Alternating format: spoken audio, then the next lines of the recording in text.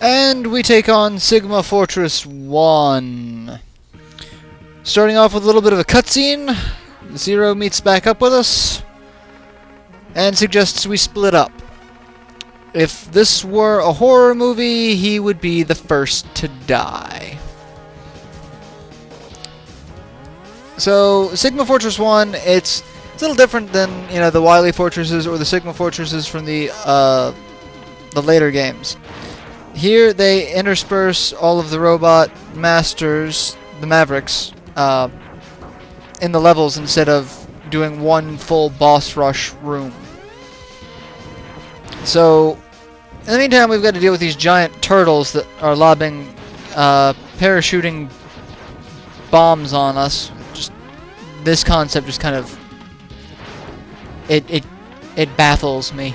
We are just dumb as hell in the future, apparently. Alright, so most of this level I cheat going through using Chameleon Sting. Because the fully charged up version makes us invincible! It really does make you invincible. It also gives you kind of a psychedelic head trip.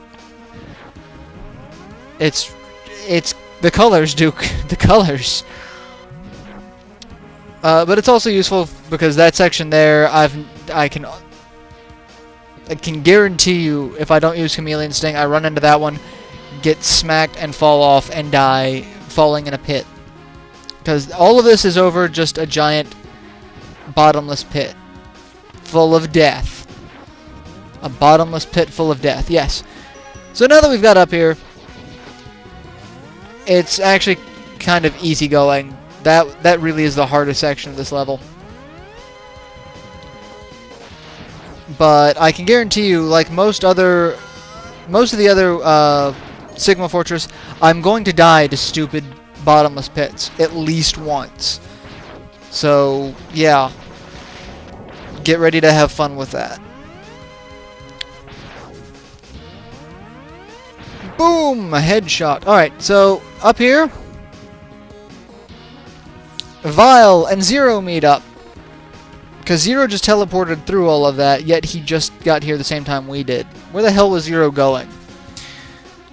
Zero rushes in to fight Vile because Zero is, he's a perfect hunter. You can take on any Maverick. Unstoppable. Invincible even. I mean, he's the creme de la creme of Mavericks. Oh, crap. Zero got captured. Alright, so Vile's in the mech armor, because Vile's a little pussy and can't do anything without his mech armor. And I'm ignoring everything he's saying. I'm going to fast forward through this section, because you can't win this part of the fight. You can't.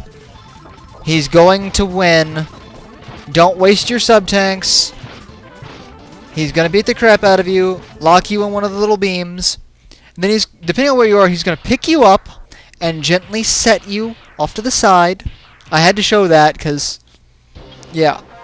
Zero breaks out. Why he didn't do that in the middle of the fight and then the two of us could have ganged up and beaten the crap out of him, that would have made more sense. Damn, you're stupid, Zero. You're definitely a wily bot. Anyway. So, Zero,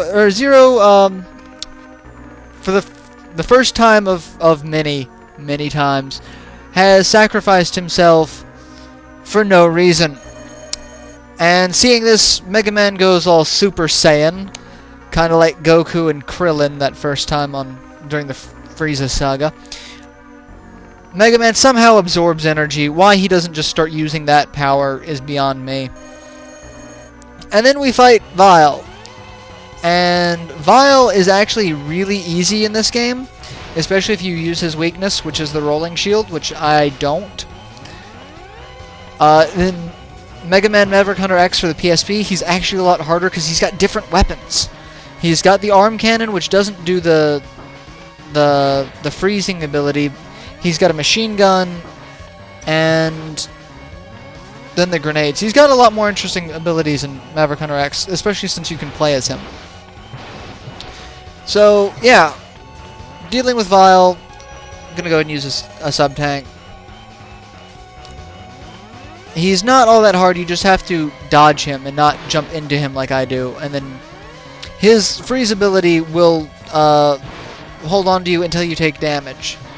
It doesn't damage you itself, but yeah. So we have taken out Vile. He's done for now. At least until one of the later X games that he shows back up in. And we see Zero bleeding from the mouth, as all robots tend to do. Because they're so full of blood. And he's dying. He can't... He disappears. Because robots decompose like that. Anyway, I'm done with the bad robot jokes. I'm, however, not done with the fact that Zero sacrifices himself once a game. So, yeah, we've gone through that. And this next section is another cheating section where I use Chameleon Sting. Because this section sucks. You've got the Sniper Joes with the maces. You've got the robots that come down from the sky. And then you've got the ones on the walls that dodge when you shoot at them. And then this little section I just kind of fail on because I try to charge up. I forgot that I didn't really have that much left. So I was like, oh, well, I'll just do that. It's fine. So next we go into the boss room, which I speed this up because we've already seen me beat him. It's Boomer Quagner. And you don't want to see me fight him again. So I speed that up. And then next we have the boss of Sigma Fortress 1. Well, after a little hallway full of Mets and those wheel robots, which again makes me want, what was their design purpose? We're gonna make a wheel covered in spikes. This is gonna be a construction robot. He aerates, soil. The spikes, dig out the little soil. Anyway, I'm grasping at straws now. But then again, I think so were they. So we go through this door and we fight Mecha Spider, which is the boss of Sigma Fortress 1. He is 10 kinds of aggravating. He's weak to Shotgun Ice, which I don't use for the first half of the fight because I'm retarded. He is only vulnerable for a brief second as soon as he touches the ground, when the red eye on his back opens up. So, yeah. He's kind of a pain. How he works is he will come down on one of the four rods going from the ceiling to the ground, but the little green connector spots will show up. If he comes across one of those, he will take it, whichever one comes first. So, you can kind of map out where he's going if you can think about it fast enough in your head. As you can see, I can't, because he just keeps running into me. I have, however, switched to Shotgun Ice, which does make it a little... He does take a lot more damage from Shotgun Ice than the charged up Buster. He still doesn't take nearly enough damage. And I keep running into him because I fail at this boss. I really do. Everyone talks about how this is one of the harder bosses of the game. It is, because unless you can read his pattern quickly, you're going to get smacked. And then even if you can read his pattern quickly, you've got to be in a place where you can shoot him and, not take damage. As you can see, I've switched back from the Shotgun Ice because I just got tired of trying to aim it. I would speed through this fight, except this is the first time on camera that you see me fighting him. Not like you guys haven't seen it before, but I don't want to skip through major bosses. There's just no point in that. See, when he does things like that, you can kind of figure, oh, if I stay off to the side, there's no way he can hurt me. So, I really hate this boss. He's actually a lot easier in the PSP version. I had no problem with him in the PSP version. The SNES version here, I get hosed. Like, I go through, I think, 2 or 3 sub-tanks. Yeah.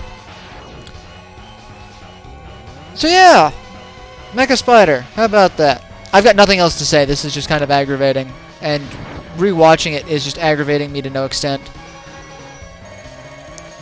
Like, I'm at this point, if I were doing live commentary, you just hear me dropping F-bomb after F-bomb. This was just aggravating. Like, that one I should have seen. It's like, oh, there's 3 right next to each other. I wonder where he's going to go. Oh, in my face. But now that we've got him down to a fair bit of life, I'm pretty sure I can handle him. I've got to be very, very careful. Yoink, and I hate missing him in situations like that, because especially now, he's going faster, so his window of weakness is even shorter. And come on, I just need like 2 more hits. That's all I need. 2 more hits, 1 more hit, and he's dead. I can get 1 more hit on him.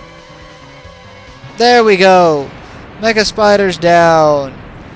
So yeah, that's Sigma Fortress 1. So yeah, I'll go ahead and we'll go to the save screen and we'll see Sigma Fortress 2 next.